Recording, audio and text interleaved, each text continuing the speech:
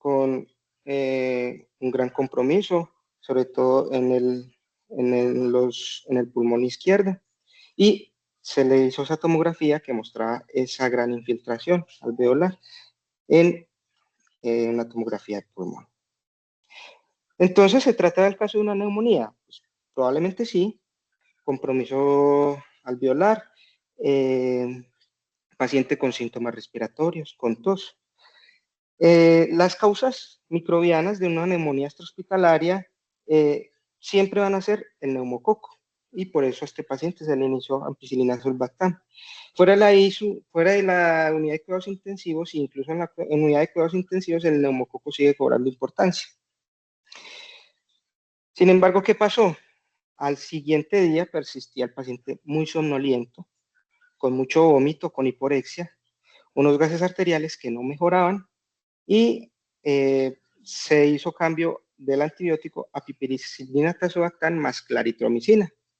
Sin embargo, al día siguiente, el 15 de mayo, el paciente seguía sin mejoría clínica, seguía muy somnoliento, con los leucos que habían bajado ostensiblemente, pero clínicamente no reflejaban la realidad del paciente, unas plaquetas de 144.000 y un fósforo de 2,6.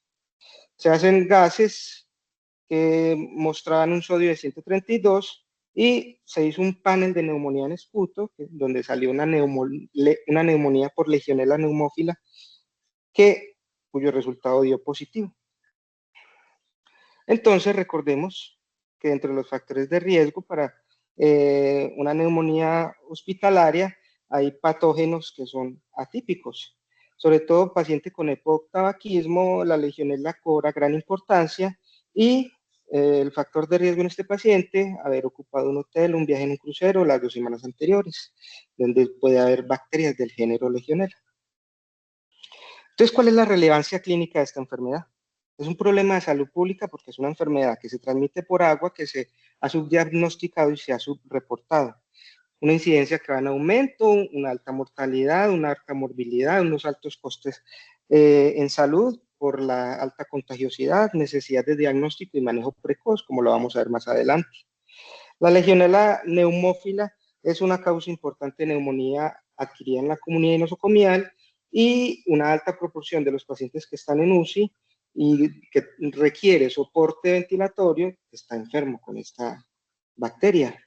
Entonces, los factores de riesgo para que un paciente tenga una enfermedad grave son la edad mayor de 50 años, el tabaquismo, la obesidad, tener diabetes, enfermedad renal crónica que confiere mayor mortalidad, enfermedad pulmonar crónica y estado de inmunosupresión, que da unas enfermedades mucho más larvadas, incluso más difíciles de diagnosticar, como el uso crónico de esteroide, el trasplante de órgano sólido, el cáncer sólido o hematológico. Las principales causas de ingreso a UCI en estos pacientes son el síndrome de dificultad respiratoria, choque séptico y falla renal aguda. Estas tres condiciones confieren gran mortalidad en la unidad de cuidados intensivos. Dentro de la epidemiología encontramos que es una bacteria gram negativa con requisitos de crecimiento estrictos. Es una bacteria netamente intracelular que causa neumonía severa, fiebre de Pontia, que es una enfermedad benigna, no neumónica, y formas extrapulmonares más en pacientes inmunocomprometidos, y una presentación clínica y radiológica inespecífica que hace difícil el diagnóstico en estos pacientes. Entonces vemos que dentro de los factores de riesgo ambientales se encuentran las instalaciones de plomería, la aspiración, los viajes, torres de enfriamiento y características del agua. Después de la pandemia de COVID-19, donde los hoteles estuvieron desocupados por largo tiempo, y luego nos encontramos con la gran ocupación, donde la gente volvió a ir a viajes y a los hoteles, la incidencia de la enfermedad por Legionella ha crecido, y eso debido a viajes y a contaminación de aguas durante la pandemia, con el descuido de las medidas sanitarias normales en torres de enfriamiento y características del agua, como lo vamos a ver más adelante. Por ejemplo, brotes recientes. Les mencioné que en la ciudad de Harlem, en Nueva York, en este momento estamos en un brote de Legionella pneumófila. Sin embargo, desde el 2012, en las últimas 2 décadas, se han venido presentando brotes de mucha gravedad para el sistema de salud. En Chicago en el 2012, donde se aisló microorganismos de Legionella pneumófila serotipo 1 en agua potable en una fuente en un spa, en un hospital de Pittsburgh, y esto hace la enfermedad hospitalaria mucho más grave porque si el agua misma del hospital está contaminada, los pacientes van a tener una mayor mortalidad con 22 casos. En una comunidad en Villafranca, en Portugal, donde una torre de enfriamiento en un hotel se contaminó con legionela, contaminó a 334 pacientes con una gran mortalidad. Centros de cuidado a largo plazo en Illinois, donde un tanque de agua potable se contaminó y enfermó a 74 pacientes. Y así hasta llegar al día de hoy, donde en Nueva York se ha encontrado en 12 torres de enfriamiento en todo el barrio de la comunidad de Harlem, en 10 edificios, donde se han enfermado más de 100 personas en este momento. Entonces, ¿dónde crece la legionela? La legionela es una bacteria acuática, aunque también hay muchos de los serotipos crece en otros sistemas, como por ejemplo en la jardinería, que se ve sobre todo en Nueva Zelanda, donde la bacteria Lombiche crece en la tierra y se ha visto reportes de legionela anisa en prácticas odontológicas que no tienen la suficiente supervisión del personal. Puede sobrevivir intracelularmente en protozoos y puede proliferar en biofilms. La infección humana puede darse por inhalación o aspiraciones de aerosoles contaminados, ahora que están de moda los vaporizadores con olores. Ello ha cobrado gran importancia en la epidemiología de la legionela. No hay transmisión de persona a persona o se han visto muy pocos reportes, solo un caso aislado que lo vamos a mencionar más adelante. Y las fuentes de transmisión principales son las redes de agua, los spas y las torres de enfriamiento. Vemos entonces el aumento de la incidencia de la legionela, sobre todo después de pandemia o durante la pandemia, donde se descuidaron muchas de las medidas que venían siendo implementadas para evitar la proliferación de esta bacteria. Dentro de las especies, 65 han sido descritas. La más importante, por mucho, el 60% de las neumonías por legionela son por legionela neumófila, de serogrupo 1, seguido del serogrupo 3 y el serogrupo 6. En Australia y Nueva Zelanda se encuentra más prevalente la neumonía por legionela Lombichi. Recuerden que está relacionada con la jardinería, hasta en un 51% de los casos. Ello va a cobrar gran importancia a la hora de hacer el diagnóstico de la legionela. Y hay una variación en la distribución geográfica. Ello se debe a factores ambientales y a mayor uso de PCR en algunos países. Entonces, ¿qué hacemos nosotros para evitar que la legionela se esparza? Primero, y esto está dentro de las guías de muchos ministerios en muchos países, se hace un monitoreo regular y de la calidad del agua, se hace desinfección rutinaria con productos antisépticos, se mantiene el agua caliente en tanques donde se almacena el agua. A la legionela le gusta estar en temperaturas entre 20 y 60 grados centígrados, entonces por ello hay que o calentar el agua o enfriarla para que ella no se reproduzca. Hay que hacer una notificación obligatoria a las autoridades de salud pública y la colonización se ve favorecida, como les mencionaba, cuando la temperatura está a mayor de 20 grados centígrados en equipos odontológicos o en equipos en lugares donde se hacen procedimientos. Recuerden entonces que la legionela puede también sobrevivir en biofilms, en tuberías contaminadas, y por ello el riesgo de diálisis en pacientes con máquinas de diálisis que están contaminadas. La carga epidemiológica de la legionela está en aumento porque se ha visto en algunos metaanálisis que se encuentra en el 4.6% de las neumonías asociadas a la comunidad, y es una de las 3 causas más comunes de neumonía severa en UCI.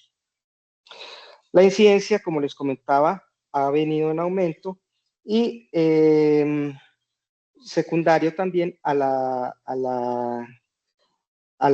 descuido después de pandemia. Sin embargo, cuando se implementan las medidas apropiadas, que dicta el ministerio, esa incidencia tiende a bajar y tiende a bajar mucho.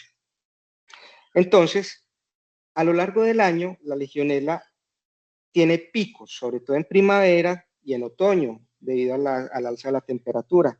En los trópicos, como en este país, se da durante todo el año. Hay un aumento general en países como Estados Unidos, Canadá y en lugares como Europa, debido al calentamiento global, al aumento de la humedad relativa, al aumento de las precipitaciones. Hablando un poco entonces de la patogenia, esta patogenia viene relacionada en dos fases. Una estrategia temprana que la bacteria usa para poder replicarse intracelularmente y una estrategia tardía que es la que se relaciona con los síntomas y la gran tormenta de citoquinas. Vemos entonces que en la estrategia temprana la legionela se une a los receptores TLR2 y TLR5 y se fagocita.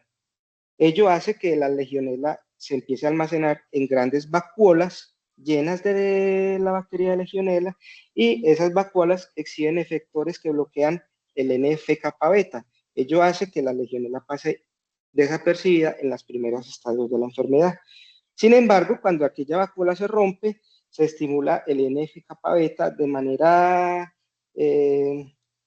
grave, lo que hace que haya mayor inflamación y se favorece la supervivencia de la legionela. ¿Dónde ataca la bacteria de la legionela? Afecta a bronquiolos terminales, por ello hay un exudado intraalveolar, le gusta mucho estar en macrófagos, neutrófilos y eritrocitos, hay un ensanchamiento de los septos alveolares por el edema, una proliferación de legionela en macrófagos y células epiteliales pulmonares, lo que favorece la necrosis tisular, y hay un tropismo grande por los macrófagos alveolares, por lo cual el diagnóstico cuando se toma por lavado bronquialveolar se requiere que sea con lavados profundos. La bacteria tiene más de 300 proteínas efectoras, lo que la hace muy virulenta y hay una modulación del tráfico vesicular y maduración endosomal y replicación. Ello da cuenta del cuadro clínico y los hallazgos que se encuentran en pacientes con legionela, siendo entonces de mayor riesgo en pacientes con tabaquismo, pacientes con EPOC, con diabetes, inmunosuprimidos por neoplasias hematológicas, trasplantes de órgano sólido, en pacientes que usan glucocorticoides, anti-TNFA y mayor frecuencia en hombres adultos y en mujeres mayores también. Les comentaba entonces que esta bacteria da manifestaciones clínicas que son inespecíficas. Por ejemplo, tos de larga data con manifestaciones respiratorias extrapulmonares, las más comunes gastrointestinales, neurológicas y cardíacas, con diarrea, fiebre alta, bradicardia relativa, confusión aguda, falla renal aguda, rhabdomiólisis, hematuria microscópica y en los laboratorios clínicos lo más típico es encontrar hiponatremia, hipofosfatemia con un LR que son mayores a 3. También hay aumento de la CPK, linfopenia, la ferritina aumenta y la PCR se aumenta en valores que no son normales para una neumonía típica. Entonces, ¿qué tenía este paciente, don Juan? Tenía una hiponatremia con un sodio de 133 que bajó a 130 después de 3 días de tratamiento. Tenía un fósforo de 1,7, empezó a mejorar lentamente, tiene una elevación de la PCR que se mantenía alta después de 3 días de tratamiento, tenía una leucocitosis inicial que luego empezó a virar a valores normales, luego el tratamiento, y tenía síntomas extrapulmonares como vómitos, cefalea, somnolencia, disartria, disfagia y hematuria. Les comentaba entonces que las imágenes pulmonares son inespecíficas en pacientes con legionela. Los rayos X generalmente dan infiltrados parchados unilobares, muy parecidos a una neumonía típica, con rápida progresión a parchados o infiltrados bilaterales e intersticiales. La bilateralidad se da en un 50% de los pacientes que están en UCI con derrame pleural, del 15 al 50%. Esta bacteria rara vez la entiema. La TAC da consolidaciones extensas con vidrio esmerilado y hay empeoramiento radiológico en la primera semana pese a la mejoría clínica de estos pacientes. Imagen en pantalla recogida del libro de Harrison en un paciente con una enfermedad por Legionella pneumófila. Veíamos entonces que don Juan tenía manifestaciones extrapulmonares, les comentaba la de la hiponatremia, la de la hipofosfatemia y los síntomas extrapulmonares asociados. Sin embargo, comentar también que puede dar miopericarditis y endocarditis, encefalitis en sistema nervioso central, abscesos, ataxia cerebelosa característica, pancreatitis, colitis, alteraciones de las pruebas hepáticas, celulitis, fascitis necrotizante y puede dar diseminación hematógena. Esta tomografía es una tomografía de un paciente encontrado en la literatura que era receptor de trasplante de células hematopoyéticas que presentaba fiebre y tos. A este paciente se le observó un nódulo pulmonar superior derecho y se le hizo una broncoscopia y se le tomó esta tomografía. En la broncoscopia empezó a crecer Legionella migdadei, un género de las 65 géneros de Legionella que se han descrito.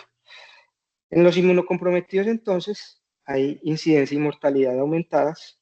La Legionella neumófila y no neumófila se encuentra como en frecuencias distintas, siendo habiendo mayor incidencia de pacientes con Legionella no neumófila.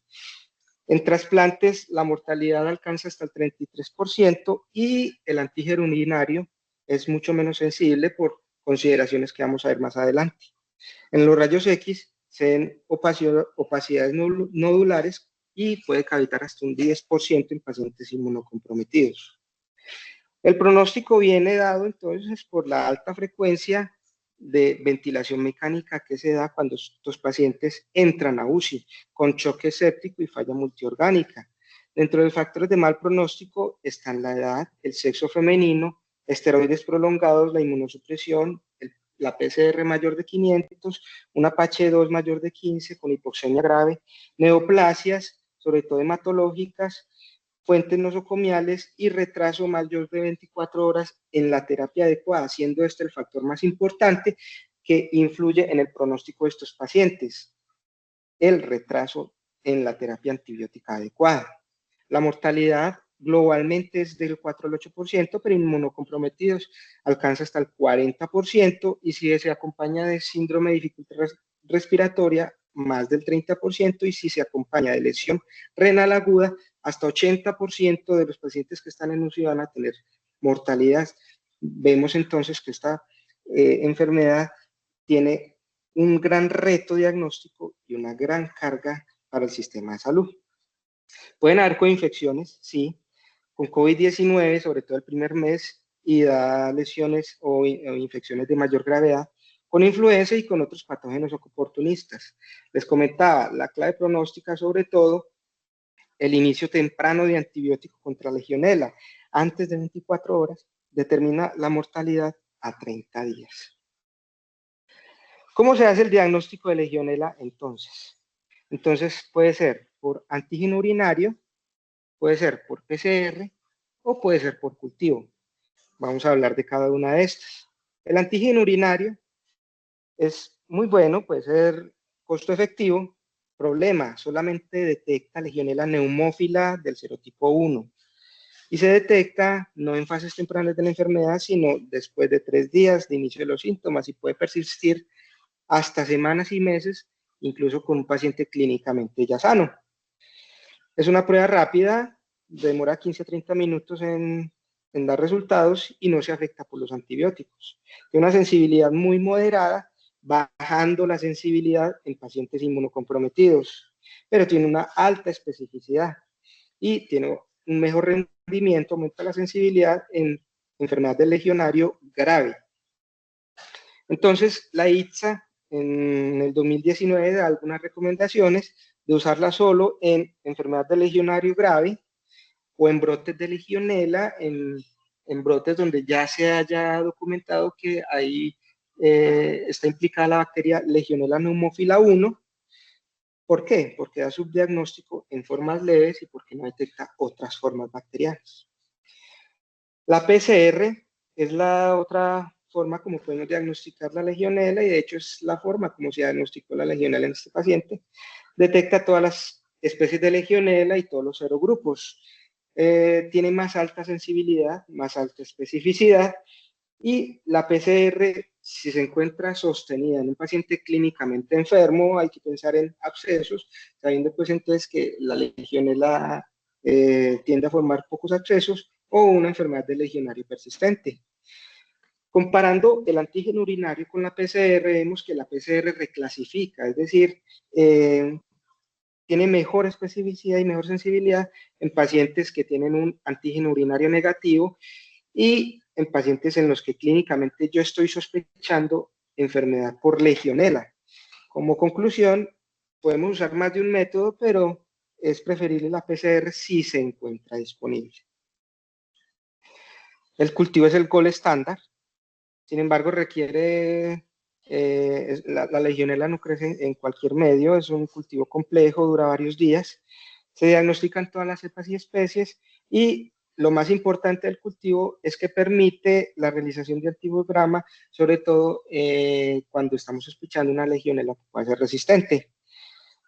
Es una herramienta epidemiológica muy importante que se debería hacer en todos los pacientes con enfermedad del legionario grave para hacer la vigilancia de la resistencia antimicrobiana.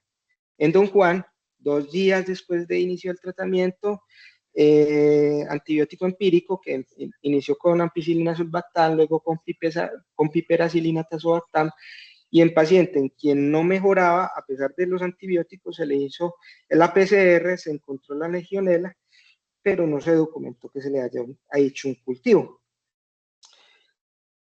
Dentro del tratamiento antimicrobiano podemos tener varias consideraciones. Primero, lo que les mencionaba, que el diagnóstico tiene que ser precoz. Si el tratamiento se inicia después de las 24 horas del paciente haber sido diagnosticado, eso aumenta la mortalidad. Por el contrario, si se le inicia antes de las 24 horas, disminuye la mortalidad. Los antibióticos requieren alta concentración intracelular porque recordemos que la legionela en la fase temprana y en la fase de tormenta de citoquinas está intracelular, sobre todo en los macrófagos alveolares, por lo cual los esquemas de tratamiento deben alcanzar alta concentración intracelular y tiene que incluir cobertura contra legionela todos los pacientes con una neumonía adquirida en la comunidad que es grave. Veamos el ejemplo de este paciente. Inició con ampicilina sulbactam, al siguiente día no mejoraba y se encontraron esos infiltrados en la tomografía, se le cambió a pipiracilina tazobactam más claritromicina y luego de la confirmación se le cambió a levofloxacina intravenosa, que es el tratamiento de elección, y luego del egreso continuó con levofloxacina oral. La levofloxacina se le siguió después del egreso por 3 días adicionales, mientras el paciente terminaba el esquema antibiótico. ¿Y cuál es el esquema antibiótico? Según las recomendaciones de la ITSA y de la ATS, la primera línea son las fluoroquinolonas o los macrólidos, siendo los macrólidos menos preferidos que las fluoroquinolonas. En la enfermedad no severa, se puede usar acitromicina oral, incluso por 5 a 7 días. Sin embargo, en la enfermedad severa, se tiene que iniciar con fluoroquinolonas inicialmente. Un curso un poco más largo de la enfermedad. Otras esquemas antibióticos pueden ser la espiramicina, sobre todo si no hay acitromicina o fluoroquinolonas intravenosas. Rifampicina ya no está recomendada. Recordemos entonces que debemos usar las fluoroquinolonas y la rifampicina con cuidado porque son tratamientos, la una de primera línea para la tuberculosis y la otra de segunda línea para la tuberculosis.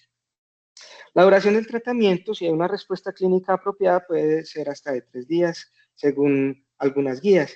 Sin embargo, lo normal es que se sostenga de 5 a 7 días. Si la enfermedad es más severa, se tiene que dejar de 10 a 14 días.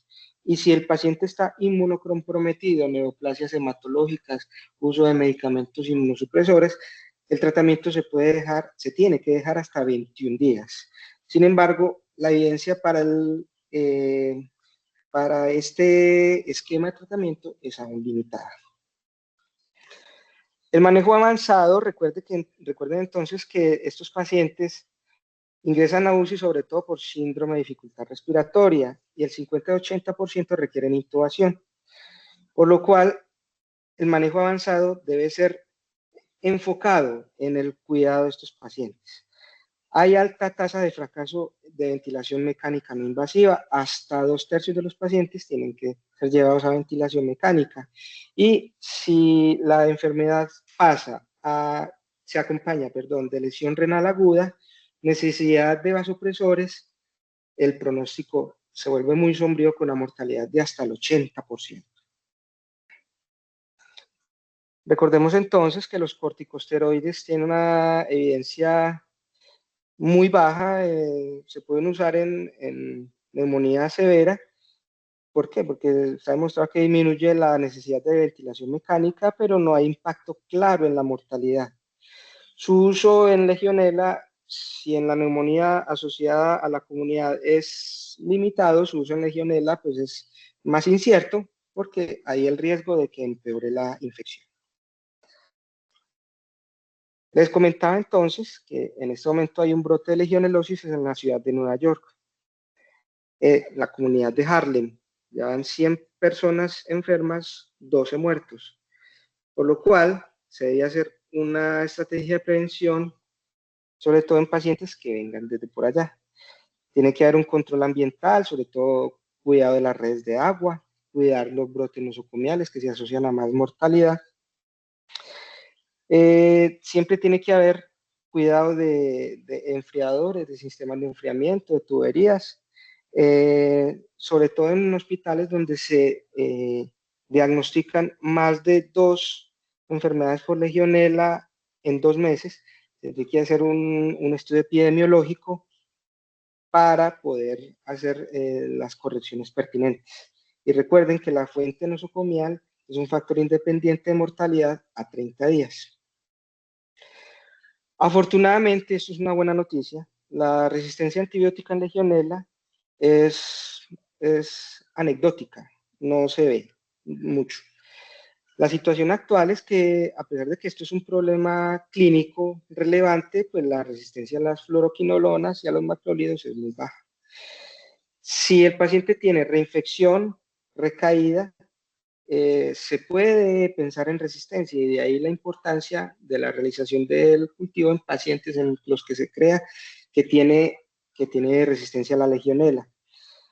Hay ausencia de guías internacionales, por lo cual cada país puede tomar medidas epidemiológicas distintas en cuanto a resistencia, pero afortunadamente la legionela no muestra aún una resistencia grave. Se han documentado entonces 2 casos. En el 2014, en Países Bajos, se aisló una bacteria de Legionella pneumófila que se encontraba en una bañera de un spa de hidromasaje que se encontraba en exhibición. Y en el 2022, en Lyon, en Francia, se encontró una cepa ambiental con resistencia alta a macrólidos, afortunadamente resistencia buena a fluoroquinolonas, en un sistema de agua de un hotel en Lyon, en Francia. Como les comentaba, las implicaciones son bajas porque la resistencia es excepcional y hay mayor riesgo cuando hay mucha presión ambiental o cuando hay muchos casos de legionela en los cuales muchos pacientes se encuentran tomando antibiótico. Por ello, la necesidad de la toma de cultivo en pacientes con legionela, sobre todo en legionela grave. Dentro del artículo revisado se encontraba este abstract donde podemos ver todos los tópicos que hemos tocado en esta revisión. Vemos entonces que la legionela tiene unos factores de riesgo, sobre todo en pacientes fumadores, diabéticos, enfermedad pulmonar crónica y en pacientes inmunosuprimidos con tumores hematológicos. La patogénesis, que lleva a 2 fases, una fase de quiescencia y una fase de tormenta de citoquinas, por así llamarlo, y vemos entonces que las manifestaciones clínicas van desde una tos hasta una enfermedad con compromiso extrapulmonar, donde lo más común es la diarrea, la confusión, la falla renal aguda y las alteraciones hidroelectrolíticas. Vimos las formas de diagnóstico, siendo ellas tres: el cultivo, la PCR y el antígeno urinario, que ya está cayendo en desuso. Vimos las manifestaciones pulmonares más comunes en Legionela, haciendo la salvedad de que la enfermedad no tiene manifestaciones imaginológicas típicas. Vimos entonces también los criterios o los factores de riesgo para que una legionela sea grave o sea potencialmente mortal, por lo cual hemos abordado todos los tópicos del artículo de revisión. El desenlace del caso: recordemos que el paciente ingresó el 13 de mayo con tos crónica y con somnolencia, con las manifestaciones extrapulmonares y unos hallazgos de laboratorio típicos de legionelosis. Hasta el 17, casi 5 días después, se documenta marcada mejoría clínica. Ya el paciente no recurrió la fiebre, mejoría del sensorio, aunque todavía se encontraba bajo vigilancia en la UCE. Al día siguiente, PCR en descenso, paciente ya sin fiebre, mejoría respiratoria y neurológica, por lo cual se consideró traslado a hospitalización general. Y 3 días después, viendo la estabilidad, que ya se encontraba sin fiebre, se le dio egreso con oxígeno no domiciliario y con tratamiento vía oral hasta completar los 14 días. Este es el hotel donde se documentó la primera enfermedad del legionario en 1976. Es una foto tomada en el 2015.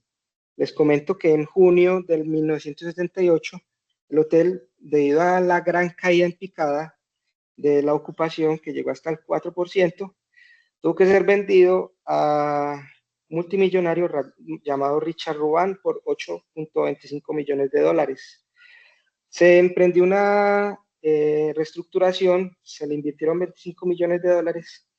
La reestructuración constaba también de la actualización de los sistemas de enfriamiento de las tuberías y de los sistemas de almacenamiento de aguas. Las habitaciones fueron destruidas en su totalidad y su número se redujo de 725 habitaciones a 565 habitaciones. Fue abierto nuevamente el 26 de septiembre de 1979 y el 1 de diciembre de 1996, Hyatt, una gran compañía, se hizo cargo de la gestión del hotel, colocándolo en su división boutique, y ahora se llama Park Hyatt Philadelphia en Bellevue. Vemos entonces, como primera conclusión, que la legionela no solamente tiene una alta mortalidad por las personas, sino una alta mortalidad por los hoteles cuando se acompaña de una publicidad negativa. Como conclusiones: factores de mortalidad. Vemos entonces los criterios de ingreso a UCI. Factores de mortalidad: pacientes diabéticos, pacientes ancianos, pacientes con lesión renal aguda, pacientes con EPOC. Estado inmune subyacente. Vemos que puede haber fuentes nosocomiales de infección, dando a ello mayor mortalidad. Respuesta inmune disregulada, sobre todo en la segunda fase de la enfermedad. El diagnóstico: vemos entonces que ha habido avances con el antígeno urinario, pero se sigue prefiriendo la PCR porque detecta todas las especies de legionela. La terapia se hace basada en macrólidos y sobre todo fluoroquinolonas. La duración puede ser prolongada en casos graves o en pacientes inmunosuprimidos. Y hoy por hoy se están haciendo estudios con macrólidos nuevos, con levofloxacino y en combinación en pacientes con enfermedad de legionario severa. Por motivo, aún hay necesidades de investigación en esta enfermedad. Muchas gracias y estoy atento a sus preguntas.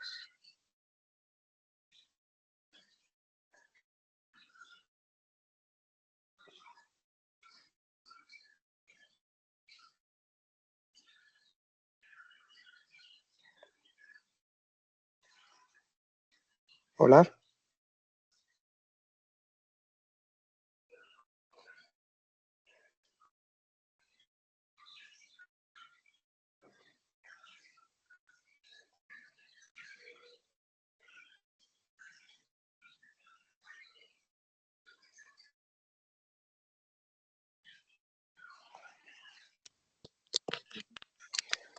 Manuela, hola.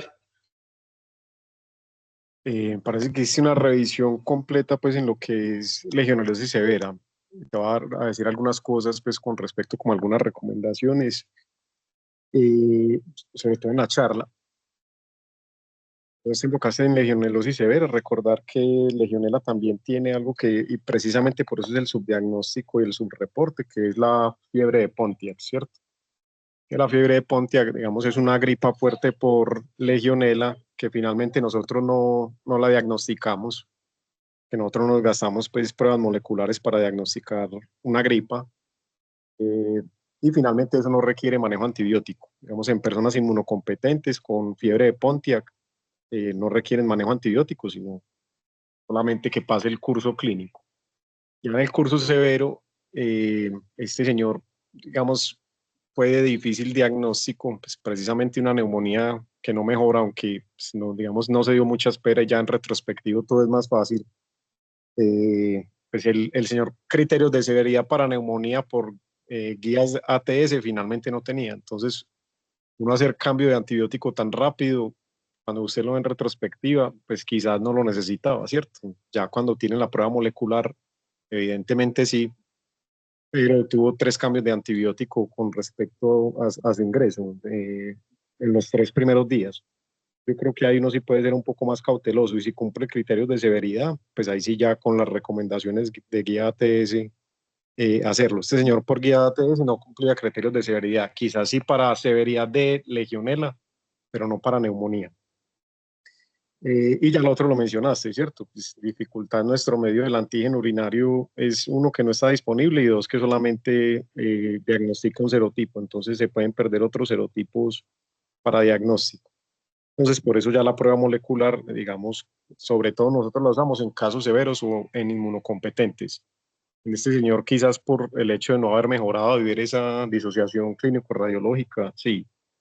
Claves, ya las dijiste, paciente con neumonía, hiponatremia, hipofosfatemia, síntomas gastrointestinales, confusión. Pensar en que ahí está legionela. O sea, puede ser también virus, influenza, COVID, otro tipo de virus, pero pensar ahí. Con respecto a la presentación, te lo había dicho, quizás disminuir tanto texto, ¿cierto? Para que no se vuelvan tan cargadas las diapositivas.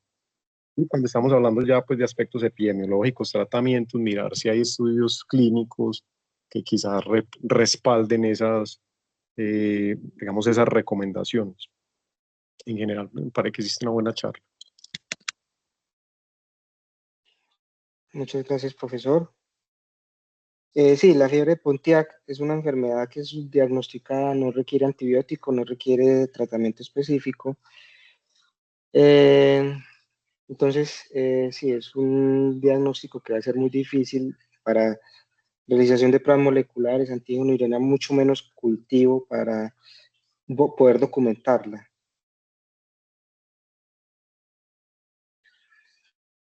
No siendo más, damos por terminada la sesión y muchas gracias a los asistentes por estar acá.